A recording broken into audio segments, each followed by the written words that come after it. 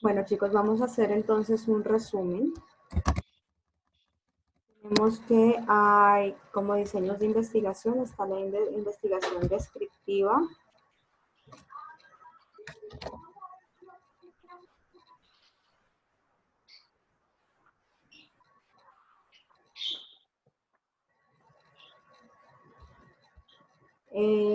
Está la investigación correlacional y la explicativa, junto con la investigación exploratoria. Pensamos que la exploratoria pues será para un tema de investigación que haya sido muy poco estudiado, un fenómeno que haya sido poco estudiado, mientras que digamos que la descriptiva ya entra a describir, digamos, las características, ¿sí?, de algo particular que queramos investigar. En estos, el más común es el estudio descriptivo transversal, también estaban los estudios de estudio de caso y serie de casos. Se encuentra también la investigación correlacional, que hablábamos que son las que buscan relacionar dos o más variables, ¿sí? Y la explicativa, que lo que busca es explicar fenómenos, generalmente buscan también responder a preguntas sobre qué efectos tiene una intervención en particular. Hablamos que dentro de los diseños pues, descriptivos están los reportes de casos, series de casos, estudios de corte transversal, poblacionales. Entre los analíticos están los estudios de casos y controles, que son retrospectivos, los estudios de cortes que son prospectivos. Recuerden que casos y controles son para determinar las causas, ¿sí?, de una enfermedad o de un evento o de una patología, o los factores de riesgo.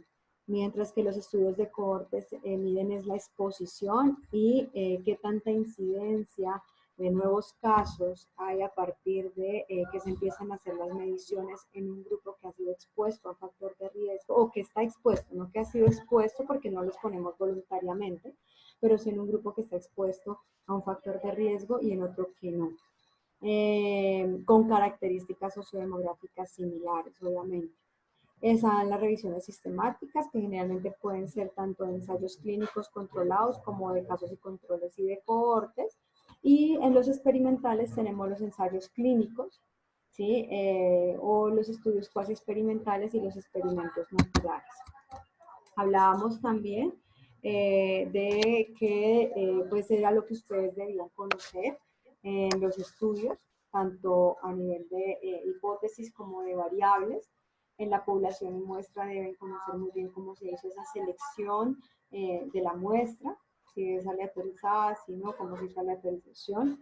En la metodología, cómo se realizaron las mediciones, los instrumentos de medida y evaluación. Ya sabemos que debemos buscar en la bibliografía si han sido validados o no, cuáles son las características de la intervención, cuáles fueron los momentos de evaluación. A veces hay estudios que tienen momento de evaluación solo uno al inicio y otro al final de la intervención, pero hay otros estudios que les hacen seguimiento 3, 6 o meses o un año después de haber realizado la intervención, para ver si esos efectos se mantienen a largo plazo. Entonces también pues digamos que conocer si se hizo ese seguimiento a los resultados posteriores. Dentro de los resultados deben conocer cuáles fueron las pruebas estadísticas que eligieron, ¿sí?, y por qué se usaron esas pruebas. Digamos que muchas de las pruebas dependen del tipo de variables muchas no todas las pruebas dependen del tipo de variables que se están estudiando, con qué software se realizó el análisis estadístico y qué significa cada uno de los resultados presentados en la investigación y si hay diferencias significativas o no. Generalmente en las investigaciones cuantitativas, cuando se hacen pruebas estadísticas para comprobar, ¿sí?, una hipótesis, tiene que decir si fue significativa o no la diferencia, sobre todo cuando hablamos de intervenciones. Entonces, por ejemplo, el estudio puede concluir que si hay una diferencia significativa en la mejora de la funcionalidad, digamos, de la rodilla, en los pacientes a quienes se les aplicó ultrasonido que a quienes no se les aplicó.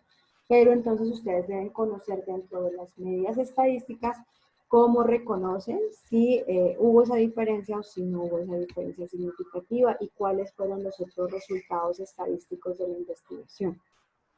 Generalmente yo les pido, y creo que se los coloqué en la plataforma, por favor, cuando presenten las diapositivas aquí en los resultados, por favor presentar gráficas, no presentar en párrafos porque eso se vuelve mucho texto, se vuelve muy denso y lo importante es que usted logre entender las tablas, las gráficas presentadas en los trabajos de investigación. Y como conclusiones, pues la idea es que ustedes conozcan primero pues cuál fue la conclusión de los autores y si hay discusión, porque casi todos los artículos tienen discusión, entonces que revisen la discusión de los autores porque ellos ahí mencionan otros autores que han investigado lo mismo que ellos o por lo menos fenómenos similares. ¿Y cuál es su conclusión particular? En su conclusión particular usted debe mencionar por qué le interesó ese estudio, por qué ese tema de investigación, qué fue lo que lo llevó a usted a investigar acerca de ese tema y a buscar esas variables de investigación. Y cuáles son las características, o sea, usted qué recomendación puntual les hace a sus compañeros para su práctica de acuerdo con lo que usted investigó. Y cuál, pues digamos que ahí ya entraría lo último, que sería esa aplicación práctica como conclusión del resultado de su artículo, ¿sí? Que es, digamos, un ejemplo para que quede claro eso. Sí, mi conclusión es que sí, que el ejercicio excéntrico es bueno. Pues sí, eso ya lo sabemos todos, ¿sí? Pero, ¿cuál es su recomendación particular? Entonces usted va a decir, bueno, es bueno, pero se debe realizar 2 a veces a la semana, se deben realizar 5 a 8 repeticiones, se debe realizar con una duración, con un tiempo de descanso de 4 minutos entre series, ¿sí? O sea, todas las características de cómo ustedes recomiendan de acuerdo a su trabajo de investigación que se debe desarrollar pues lo que ustedes están recomendando. Y por último, pues ya para la selección de los artículos, es importante que tengan en cuenta estas características. Primero, cómo se hace, que la búsqueda debe hacer en bases de datos, preferiblemente. No quiero que se vayan a Google y coloquen pues como lo que les interesa y lo primero que les salga en Google, sino que vayan, en la universidad tiene sus bases de datos, saqué algunas como de las más comunes, algunas de ellas no son bases de datos, por ejemplo, Cielo es una revista electrónica, pero igual sirven. ¿Sí? Hay algunas que, por ejemplo, Redalyc también es una revista electrónica. Estas sí son bases de datos, ¿sí? EBSCO, PubMed, Pedro, SportDiscus, pero lo importante es que busquen esas revistas electrónicas o bases de datos porque allí ellos, los editores de esas bases de datos, pues buscan que los artículos sean de calidad. Entonces, para no buscar pues un artículo, digamos, que no tenga buena calidad metodológica y ustedes se van a esas bases de datos, pues por lo menos van a ser artículos que han pasado por edición y que posiblemente van a tener un poco más de metodología. Sería bueno que realicen también una evaluación del artículo para determinar su calidad, ¿sí? ¿Por qué les digo esto? Porque muchas veces pues, hay ensayos clínicos que tienen muchos errores metodológicos, hay muchos estudios con muchos errores metodológicos o que no describen bien, por ejemplo, cuál fue el protocolo de intervención. Entonces, pues, digamos que eso ya es un sesgo, ¿sí? Porque si ustedes no describen bien el protocolo de intervención, pues va a ser muy difícil para la persona que lo lee conocer cómo puede replicar eso que usted está recomendando en la práctica, ¿ya? Entonces, esa evaluación del artículo lo pueden hacer por medio de unas escalas. Les doy como de los que yo les recomendé, por ejemplo, están los ensayos clínicos controlados, pueden usar escala de Pedro y escala Consor. Yo ahorita se las muestro en la presentación y si quieren yo se las envío al correo. Y para las revisiones sistemáticas y los metaanálisis se encuentra la escala Prisma. Esas escalas les permiten a ustedes identificar qué es lo importante en la metodología de esa investigación, que esa investigación tenga y que lo cumpla. para que sea realmente una metodología de calidad y para que haya menos riesgo de sesgo en la investigación. Entonces, pues la idea es que ustedes puedan hacer como un análisis, o sea, no son escalas fáciles de usar, créanme que yo en la maestría las usaba y uno requiere primero bastante tiempo. Hay cosas que no son fáciles de aplicar y a veces uno dice, bueno, pero yo cómo sé si esto está bien, si no está bien, porque pues digamos que hay digamos, algunos ítems que uno requiere mucho conocimiento en investigación para poder calificar el estudio, pero por lo menos que hagan una revisión y que digan, bueno, por lo menos este estudio tiene estas y estas características y más o menos se acerca a lo que me pide la escala, ¿sí? No les estoy pidiendo que hagan una evaluación, pues, ya como investigadores profesionales, pero sí por lo menos que se acerquen y las conozcan para ver qué es lo de ideal que debería tener una investigación. De hecho, eso les sirve a usted si más adelante quiere hacer un trabajo de investigación, conocer las escalas para saber qué debe contener su estudio para que realmente tenga una buena calidad metodológica. Y también deben determinar el nivel de evidencia y grado de recomendación, que para eso también hay unas escalas. Acá les muestro. Generalmente nosotros tenemos en el medio varias escalas para los niveles de evidencia, los grados de recomendación. Hay algunas escalas que incluyen, digamos, estudios de intervenciones o de tratamiento o de prevención, o otros estudios que son más etiológicos, o sea, que analizan las causas, el pronóstico, el diagnóstico o estudios de prevalencia o de tamizaje.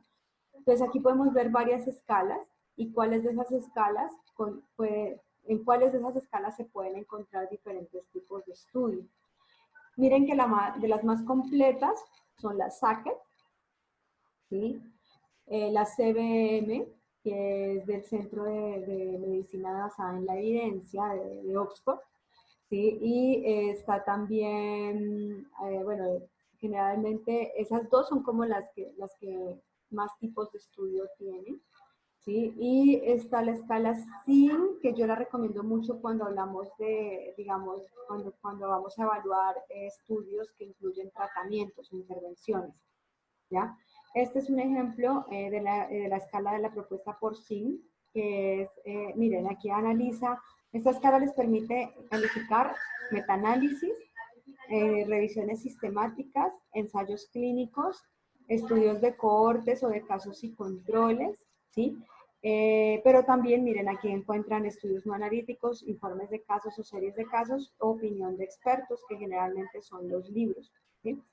Entonces, miren ustedes, por ejemplo, esta escala. Entonces, ustedes cogen su artículo y dicen, bueno, mi artículo es un ensayo clínico controlado.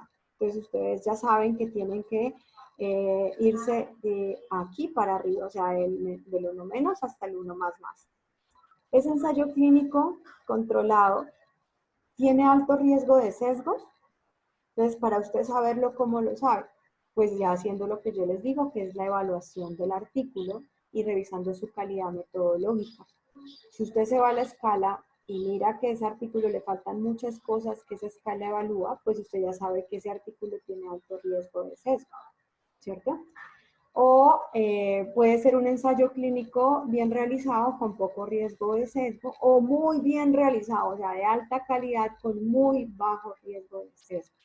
¿Sí? Entonces, dependiendo de eso, usted le da la calificación y usted cuando inicia su presentación dice, este es un artículo, el diseño es experimental, el tipo de estudio es un ensayo clínico controlado y es un estudio que tiene un nivel de evidencia, por ejemplo, 1 más y grado de recomendación puede ser B, ¿sí? Porque en este caso los de 1 más están en grado de recomendación B. O también puede ser 1 más como grado de recomendación A, siempre y cuando pues haya sido, digamos, compuesto por estudios clasificados como 1 más y con gran consistencia entre ellos.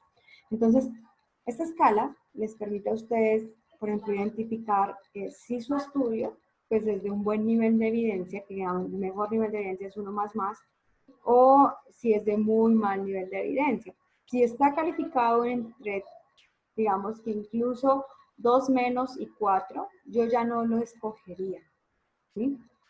De pronto de 2 más, pues ya yo digo, bueno, listo, sí, porque lo que usted quiere es, digamos, esos son estudios de cortes o casos y controles, y con una moderada probabilidad de establecer una relación causal.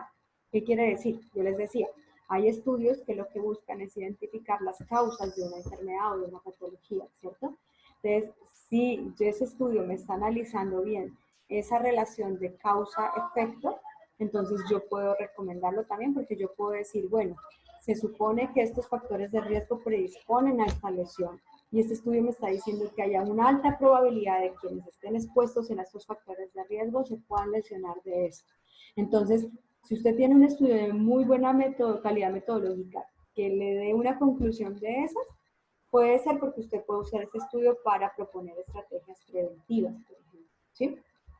Si no, pues yo prefiero, como les digo, los ensayos clínicos y las revisiones sistemáticas. Esta es la CBM, que es la que les digo, la del Centro de Medicina Basada en la Evidencia de Oxford, que también contiene, digamos, la calificación desde revisiones sistemáticas hasta opiniones de expertos. Entonces, ustedes aquí pueden calificar todos los tipos de estudio y determinar si tiene un buen nivel de evidencia y si tiene una buena recomendación. Listo, chicos. Pues eso sería como las características que es lo que se busca que ustedes conozcan en cuanto a investigación para que lo tengan en cuenta. Ahora sí les voy a mostrar, espérenme un segundo, ya les comparto la pantalla de las escalas para que las vean.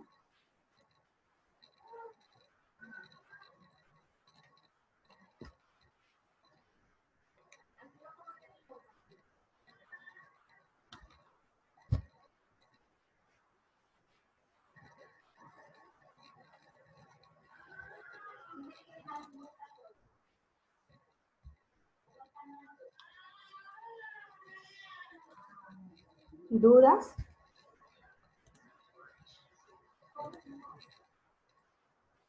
¿Ninguna duda, chicos? Profe, con respecto a las escalas que usted nos dio ahorita, nosotros para el club de revista, pues debemos de empezar a implementar esas escalas.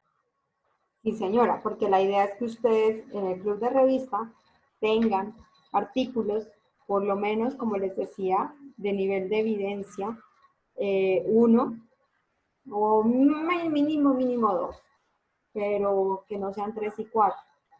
Pues porque la idea es que sean recomendables, ¿sí? O sea, que estén por lo menos en grados de recomendación A y B.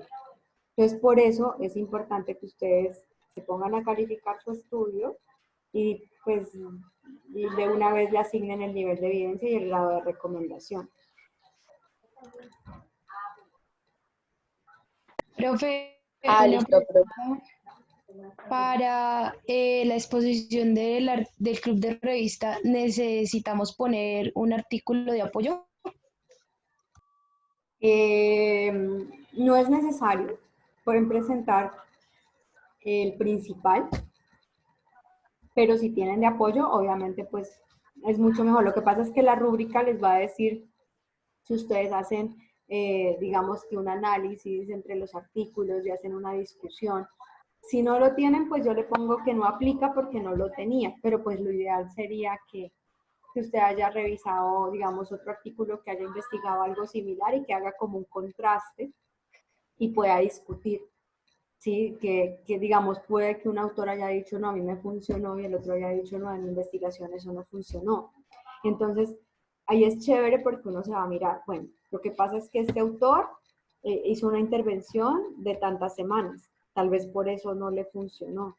Mientras que este autor y su intervención fue de tantas semanas y de pronto fue que este otro pues hizo la intervención durante más tiempo y por eso pues digamos que hubo resultados más efectivos, ¿sí? O sea, que ustedes les permita, digamos, hacer una discusión respecto a los artículos que revisó. Pero, como les digo, no es obligatorio.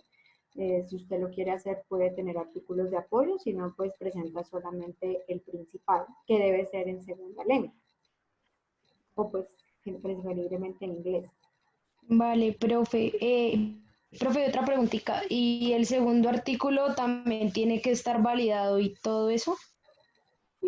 Pues por lo menos debe tener buena calidad metodológica, porque si lo vas a discutir con el otro, pues por lo menos debe tener buena calidad metodológica, ¿sí? Y yo sé que cuando lo vayan a escoger se van a dar cuenta que si tengo un artículo que tiene muchos errores o tiene mucho riesgo de sesgo, pues no me va a servir mucho para comparar con el que sí tiene todo, o pues de pronto sí, ¿sí? Porque usted puede escoger uno que diga, bueno, este artículo no describieron muy bien esto, no describieron lo otro, y que su conclusión sea cuál, que de pronto el hecho de que no hayan tenido en cuenta todo lo que el primer artículo tuvo en cuenta, haya hecho que los resultados sean diferentes. O sea, eso ya está en también su capacidad de, digamos, de razonamiento crítico y de su análisis. El hecho de decir, pero el primero sí debe ser de muy buen nivel de evidencia y grado de recomendación. Los segundos los de apoyo no, ¿por qué? Porque usted puede decir, no, yo me apoyo en ese artículo y este artículo lo que mide es la prevalencia de las lesiones y lo utilicé para tal cosa, ¿sí? Pero pues digamos que por lo menos el principal sí. Les voy a compartir la pantalla.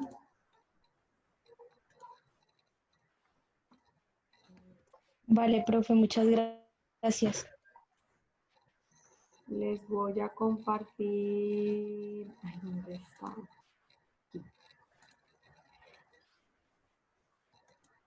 Observan la imagen de Sí, ensayos profe. clínicos aleatorizados de Consort. Sí. Listo. Entonces, esta es la escala de Consort, que está en español. Si ustedes pueden ver, miren cómo se califica un ensayo clínico aleatorizado. Entonces, ustedes pueden ver, por ejemplo, en el título y en el resumen, el autor muestra cómo se asignaron los pacientes a las intervenciones, es decir, ellos mencionan si la asignación fue aleatoria, si el estudio fue aleatorizado, fue por conveniencia, ¿sí? Entonces, si ustedes observan, leen el título y leen el título y dice ensayo clínico controlado aleatorizado, y aparte en el resumen dice la selección de la muestra fue de forma aleatoria, ustedes ya dicen, listo, cumple, ¿sí? En los antecedentes, entonces el artículo muestra antecedentes y dice, el artículo tiene antecedentes científicos y razón de ser del estudio. Generalmente esos se encuentran en la introducción. Hay muchos artículos que en su introducción no tienen nada de antecedentes, entonces usted aquí puede ponerle no cumple. Es importante colocar antecedentes científicos porque estos son los que usted va a utilizar como autor en su discusión para poder hacer, digamos, el análisis de lo que usted encontró con lo que encontraron otros autores. Y ahí usted sigue calificando. Entonces, participantes. Si el artículo describe los criterios de selección de los pacientes y el ámbito de los lugares en que se recogieron los datos, si da detalles precisos de las intervenciones que se pretendió para cada grupo, cómo, cuándo y efectivamente se administraron, si demuestra cuáles fueron los objetivos y las hipótesis específicos, si muestra, se hace una definición clara de las medidas de resultados principales y secundarios, para mejorar la calidad de las medidas, si se determinó el tamaño de la muestra, si se explicó cualquier análisis intermedio y las reglas de interrupción del ensayo. Sí, mira, todo esto tiene que tener el artículo, el ensayo clínico controlado aleatorizado. Si no tiene todo, entonces usted va poniendo cumple, cumple, no cumple, no cumple, no cumple y al final le da una puntuación de 22 puntos, cuántos en total le dio, ¿sí? Lo ideal es que por lo menos más del 70% de los 22 puntos, pues los tenga el artículo.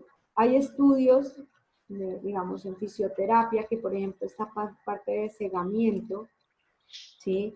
Es difícil porque usted tiene que firmarle un consentimiento informado al paciente y ese consentimiento informado pues va a requerir que, digamos, que él conozca cuáles son los riesgos, los beneficios y qué es lo que se le va a realizar. Entonces es muy difícil que haya enmascaramiento de los participantes. Pero Perfecto. pues hay otras cosas que sí son necesarias que el autor las mencione y muchos artículos no las mencionan. Dime.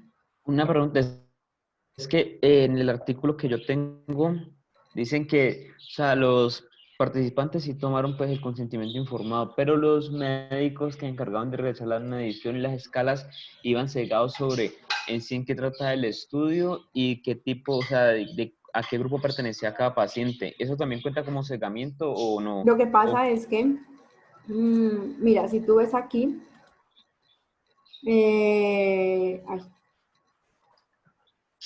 este te dice si los participantes, quienes administraron las intervenciones o quienes evaluaron los resultados, conocían o no la intervención asignada, ¿sí? sí.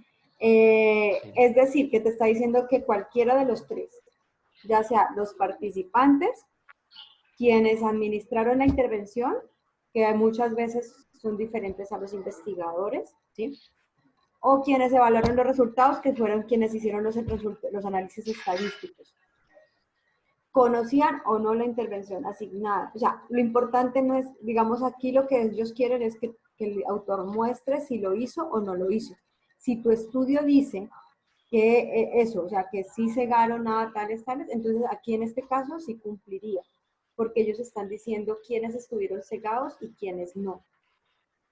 O sea, están dando Ay, información sobre quiénes hicieron cegamiento, pero ya les iba a mostrar otro. Por ejemplo, ahí ven la escala Pedro.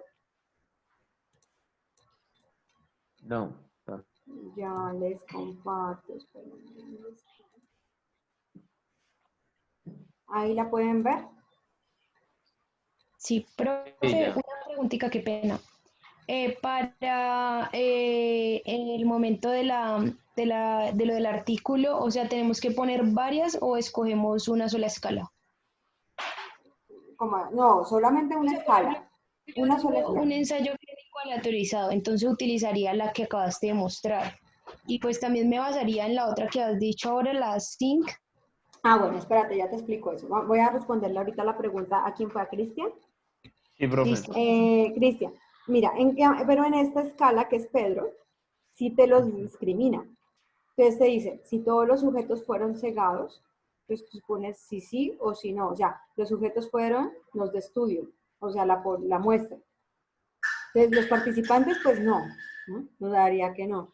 Pero los terapeutas que administraron la terapia fueron cegados, entonces tú Sí. dices sí, sí, sí, no. ¿Sí?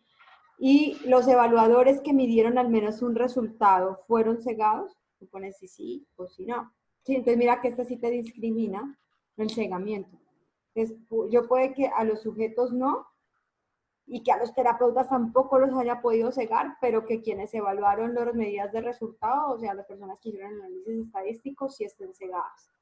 ¿Sí? Por eso Pedro no, generalmente nunca va a tener los 11 puntos un estudio de fisioterapia, pues porque estos cegamientos son muy difíciles, tanto el del terapeuta como el sujeto, porque tú como terapeuta, ¿cómo no vas a saber qué tipo de protocolo es el que estás aplicando? Entonces, digamos que muchas veces el que sí se puede hacer es el de los evaluadores, pero en otras ocasiones también se pueden cegar, como tú dices, a la persona que aplicó la intervención, entonces podría ser que este también. ¿Sí me hago entender? Entonces tú Sí, cogerías la profe. escala y dices, bueno, en mi caso, este sí, este no. O sí, de acuerdo a lo que tú veas ahí en el estudio. Ahora sí, con respecto a la pregunta de quién era María José.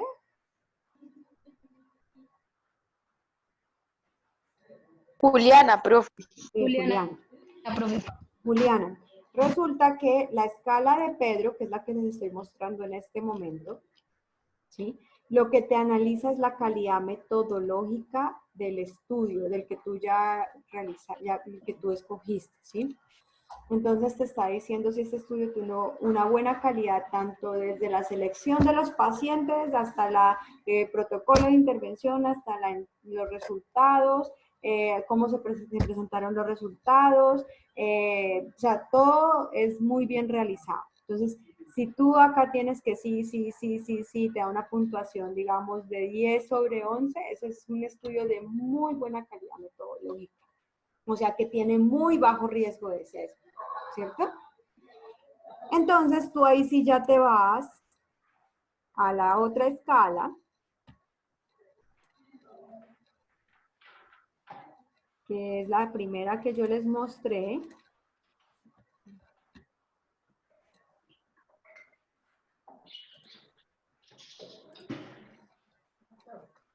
¿La ven ahí? ¿La pueden ver? Sí, profe. Listo, La entonces, de las diapositivas. eso. Entonces tú te vas ya a la escala de Sign, ¿sí? Y tú dices, bueno, como yo ya hice la evaluación de mi artículo y es de muy bajo o muy poco riesgo de sesgos, entonces yo lo voy a ubicar dentro del 1++, porque es un ensayo clínico de alta calidad con muy poco riesgo de sesgo, porque en la escala de Pedro me dio una calificación de 11, de 11 puntos me dio 11, ¿sí? O de 11 puntos me dio 10. Pero si allá en la escala de Pedro o de Consort te dio una bajita puntuación, o sea que no tiene muy buena calidad metodológica, su riesgo de sesgos va a aumentar. Entonces tú dices, no, me dio 5 en la escala de Pedro, tiene alto riesgo de sesgo. Entonces yo la pongo ya, la califico aquí en esta escala como un ensayo clínico con alto riesgo de sesgos, o sea que me daría ya una calificación de 1 menos. ¿Sí es claro, Sí. Juliana? Sí, profe. Pero en cuanto a eso, pues, qué pena. También tenía la duda con la que mostraste después de esta, antes de la de Pedro, que era la de ensayos Consort. clínicos Es que Pedro aleatorios. también es para ensayo clínico aleatorizado. Lo que pasa es que puedes usar Ah, cualquiera de las dos. Puedes usar listo, Consort profe. o Pedro. Pero eso es para determinar el riesgo de sesgo. Entre puntuación más bajita que en Consort o en Pedro, quiere decir que tienen más alto riesgo de sesgo. ¿Sí me hago entender? Ok. Entonces de Sí, ahí sí señora. ya te vas a la otra escala y ya ubicas a tu artículo según la calificación que te dé ahí. Vale, profe, gracias. ¿Listo? ¿Alguien más?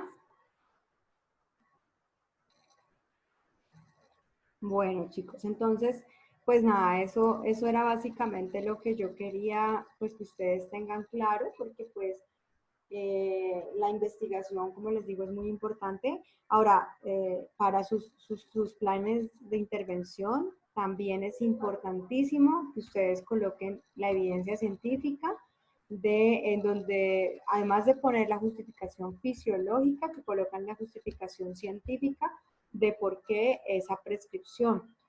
¿Por qué se los digo? Porque muchas veces, por ejemplo, a mí digamos, el libro me puede decir y me puede dar una explicación fisiológica muy bonita de por qué el ultrasonido y los efectos fisiológicos o de los efectos fisiológicos del ejercicio excéntrico, ¿sí? O de cualquier modalidad. Pero si ustedes ven los libros y otros medios que nosotros usamos para conocer la justificación y argumentar, no nos dan una prescripción. La prescripción que digamos que sea recomendada, generalmente la dan los artículos de investigación, porque el libro le puede decir a usted entre 10 y 20 repeticiones o de 40 a 60 repeticiones. Pero usted cómo sabe qué es lo mejor para ese paciente, para esa patología. Pues porque hay ya unos protocolos que han sido estudiados en evidencia científica, en investigaciones y que tienen un nivel de evidencia científica alto y que usted dice, bueno, ese protocolo funcionó de esta y de esta y de esta manera y así a usted ya le queda muchísimo más claro cómo hacer, por ejemplo, incluso un pronóstico y decir, mi paciente, yo aseguro que ese paciente va a volver a su actividad competitiva dentro de 3 meses, siempre y cuando realice un trabajo de fisioterapia que consista en tantas semanas de intervención, con tantos días a la semana, realizando esto y esto y esto y esto, ¿sí? Porque es la única forma de uno saber si realmente algo va a funcionar o no, es que alguien ya lo haya probado. Porque lo otro, pues son recomendaciones. Y el autor puede decir, bueno, se recomienda que se hagan tantas repeticiones, tantas series, pero para esta lesión particular, pues resulta que ya hicieron una investigación y dijeron que los que hicieron 20 repeticiones tuvieron los mismos resultados que los que hicieron 5. Entonces, pues yo prefiero hacerle 5, ¿sí? Porque pues dentro de mis tiempos de intervención no va a tener muchos tiempos de intervención. Entonces, pues si da lo mismo hacer 5 que 20, pues yo le hago 5 y yo más bien utilizo el otro tiempo para otras cosas. ¿Sí me hago entender? Entonces, la evidencia te da a ti las bases sobre las cuales justificar por qué elegiste esa prescripción. No quiere decir que la evidencia sea lo único, porque sus pacientes son pues, individuales y tienen unas características particulares. Pero sí es una muy buena fuente sobre la cual yo me puedo apoyar para decir, es que la evidencia dice que definitivamente eso no sirve para nada, entonces pues yo para qué le voy a aplicar TENS a ese paciente, le voy a quitar sus 15, 20 minutos de la terapia, pudiéndole hacer otra cosa, aunque yo tenga la mejor explicación fisiológica del efecto del TENS. Si la evidencia dice que eso no sirve mucho, o sea, que da lo mismo aplicarlo que no aplicarlo, pues yo para qué le quito tiempo al paciente, yo mejor lo pongo a hacer ejercicio, ¿cierto? Entonces, para eso la evidencia científica, pero por eso es importante que ustedes empiecen, digamos que a conocer muy bien cuál es la calidad de los estudios y digamos que a conocer un poquito más sobre cómo aprovechar esa investigación para hacer nuestras intervenciones. ¿Listo?